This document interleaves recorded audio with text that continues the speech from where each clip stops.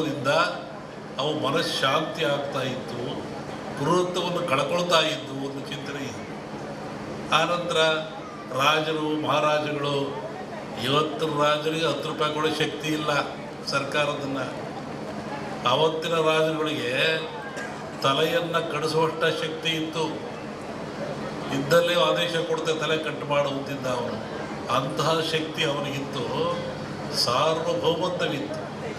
ಅಂಥವ್ರು ಏನು ಮಾಡ್ತಾಯಿದ್ರು, ನಾರುಮುಡಿಯಲ್ಲಿ ಬರಿಗಾಲಿನಲ್ಲಿ ಕಾಡಿಗೆ ಹೋಗಿ, ಆಶ್ರಮಕ್ಕೆ ಹೋಗಿ, ಋಷಿಗಳ ಮುನಿಗಳಿಗೆ ಶಿರವಾಗಿ ಆ ಅಗ್ನಿ ಹೋಮದಲ್ಲಿ ಪಾಲ್ಗೊಂಡು ಸುಭಿಕ್ಷೆಯನ್ನು ಬೇಡ್ತಾ ಇದ್ದರು, ನಾಡಿನ ಸುಖವನ್ನು ಬೇಡ್ತಾ ಇದ್ದರು, ಆಶೀರ್ವಾದ ತಗೊಂಡು ಬರ್ತಾಯಿದ್ರು. ಅಂದರೆ ಈ ಹೋಮಗಳು ಆಧ್ಯಾತ್ಮಿಕವಾಗಿ ಹೌದು, ನಾಡಿಗೆ ಮಳೆ ಬೆಳೆ ರೋಗ ರುಜಿನಗಳನ್ನು ದೂರ ಮಾಡುವಂಥ, ಆಯುಷ್ಯವನ್ನು ಕೊಡುವಂಥ ಶಕ್ತಿಯು ಹೌದು.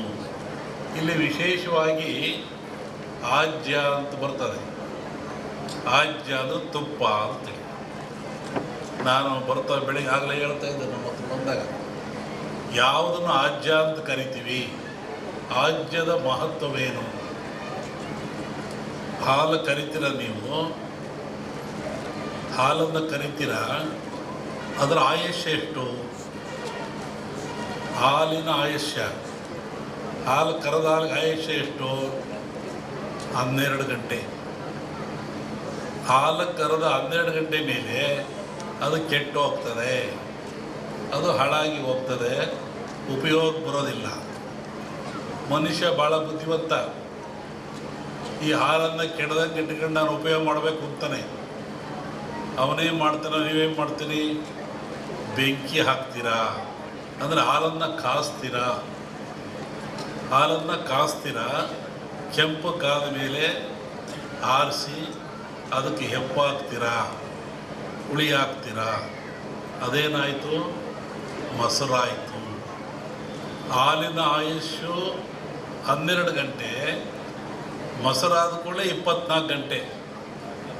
ಯಾತ್ರಿಂದ ಆಯಿತು? ಬೆಂಕಿಯ ಸಂಸ್ಕಾರದಿಂದ ಹಾಲು ಹೆಪ್ಪಾಗಿ ಮೊಸರಾಯಿತು. ಮೊಸರು 24 ಗಂಟೆ ಇರ್ತದೆ. ಹತ್ತೇನಾಯಿತು? ಅದಕ್ಕೆ ಮಂಥನ ಮಾಡಿದ ಮನುಷ್ಯ, ಕಡದ, ಅದಕ್ಕೆ ಚಲೆಯನ್ನು ಕೊಟ್ಟ. ಆವಾಗ ಬೆಣ್ಣೆ ಆಯಿತು, ಮಜ್ಜಿಗೆ ಆಯಿತು. ಬೆಣ್ಣೆ ಆಯುಸ್ಸೆಷ್ಟು? ಮಜ್ಜಿಗೆ ಆಯುಸ್ಸೆಷ್ಟು? ಮಜ್ಜಿಗೆ ಆಯಸ್ಸು 2 ದಿನ. ಒಂದಿನ ಸಿಹಿ ಮಜ್ಜಿಗೆ ಅಂತಾರೆ, 2ನೇ ದಿನ ಹುಳಿ ಮಜ್ಜಿಗೆ ಅಂತಾರೆ. ಹುಳಿ ಮಜ್ಜಿಗೆಯನ್ನು ಅನೇಕ ರೀತಿಯ ಕಾಯಿಲೆಗಳು ಉಪಯೋಗ ಮಾಡ್ತಾರೆ, ಪ್ರಾಣಿಗಳಿಗೆ ಎಲ್ಲದೂ.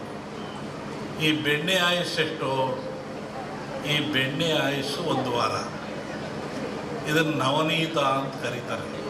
9 ಕಾಯಿಲೆಗಳನ್ನು ಹುಷಾರು ಮಾಡತಕ್ಕಂಥ ಶಕ್ತಿ ಇದು ಬೆನ್ನೆ ಇರ್ತದೆ.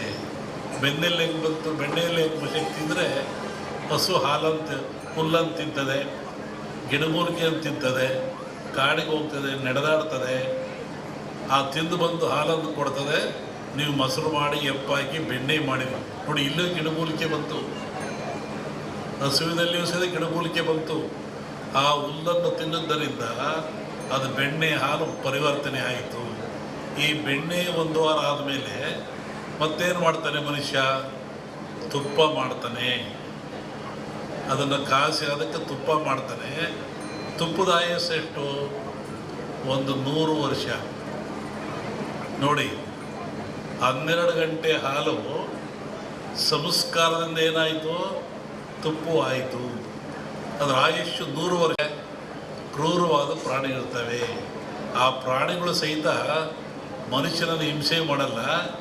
ಈ ಯಜ್ಞ ಮಾಡೋದ್ರಿಂದ, ಹೋಮ ಮಾಡೋದ್ರಿಂದ, ಆ ಬಂದ ಧೂಮದಿಂದ ಮನಸ್ಸು ಪರಿವರ್ತನೆಯಾಗಿ ಶಾಂತ ಸ್ವಭಾವಕ್ಕೆ ಬರ್ತವೆ.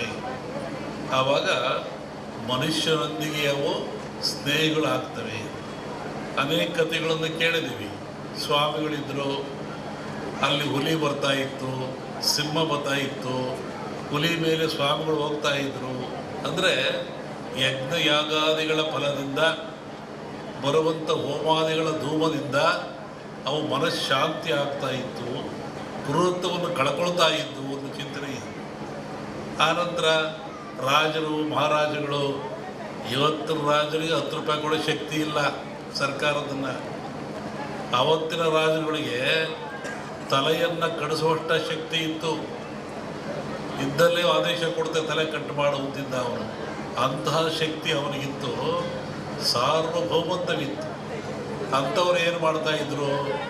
ನಾರ್ಮುಡಿಯಲ್ಲಿ, ಬರಿಗಾಲಿನಲ್ಲಿ ಕಾಡಿಗೆ ಹೋಗಿ, ಆಶ್ರಮಕ್ಕೆ ಹೋಗಿ, ಋಷಿಗಳ ಮುನಿಗಳಿಗೆ ಶಿರವಾಗಿ ಆ ಅಗ್ನಿ ಹೋಮದಲ್ಲಿ ಪಾಲ್ಗೊಂಡು ಸುಭಿಕ್ಷೆಯನ್ನು ಬೇಡ್ತಾ ಇದ್ದರು, ನಾಡಿನ ಸುಖವನ್ನು ಬೇಡ್ತಾ ಇದ್ದರು, ಆಶೀರ್ವಾದ ತಗೊಂಡು ಬರ್ತಾಯಿದ್ರು. ಅಂದರೆ ಈ ಹೋಮಗಳು ಆಧ್ಯಾತ್ಮಿಕವಾಗಿ ಹೌದು, ನಾಡಿಗೆ ಮಳೆ ಬೆಳೆ ರೋಗ ರುಜಿನಗಳನ್ನು ದೂರ ಮಾಡುವಂಥ, ಆಯುಷ್ಯವನ್ನು ಕೊಡುವಂಥ ಶಕ್ತಿ ಹೌದು. ಇಲ್ಲಿ ವಿಶೇಷವಾಗಿ ಆಜ್ಯ ಅಂತ ಬರ್ತದೆ. ಆಜ್ಯ ಅದು ತುಪ್ಪ ಅಂತೇಳಿ ನಾನು ಬೆಳಿಗ್ಗೆ ಆಗಲೇ ಹೇಳ್ತಾ ಇದ್ದೆ ನಮ್ಮ ಹತ್ರ ಬಂದಾಗ, ಯಾವುದನ್ನು ಆಜ್ಯ ಅಂತ ಕರಿತೀವಿ, ಆಜ್ಯದ ಮಹತ್ವವೇನು? ಹಾಲು ಕರಿತೀರ ನೀವು, ಹಾಲನ್ನು ಕರಿತೀರ, ಅದರ ಆಯುಷ್ಯ ಎಷ್ಟು? ಹಾಲಿನ ಆಯುಷ್ಯ, ಹಾಲು ಕರೆದ ಹಾಲಿಗೆ ಆಯುಷ್ಯ ಎಷ್ಟು? 12 ಗಂಟೆ.